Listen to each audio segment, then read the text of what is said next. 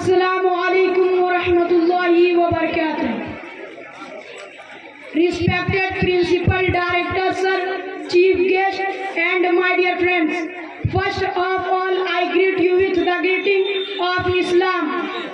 My dear friends, today I want to speak here before you on the topic Taqwa. Actually, a lot of people don't know what is Taqwa and what is it mean. So let's try to understand Taqwa in brief. Umar ibn al-Khattab radiallahu anhu once asked Ubay ibn Ka'b radiallahu anhu, how would you describe Taqwa?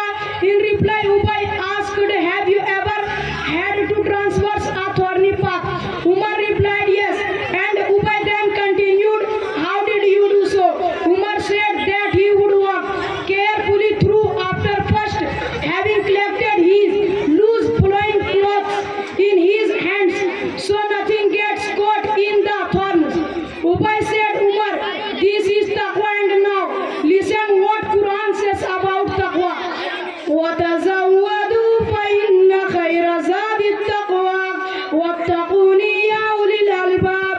And take provisions, but indeed the best provision is Taqwa. So fear me, O people of understanding. إِنَّ أَكْرَمَكُمْ عِندَ اللَّهِ أَتْقَاكُمْ.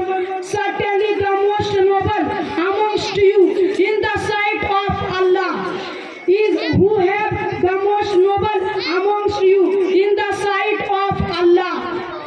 So I pray to Allah, may Allah make us exceedingly pious and all protect. The best provision is Taqwa. Ameen wa akhiru da'wana alhamdulillahi rabbil alamin. Assalamu alaikum wa rahmatullahi wa barakatuh.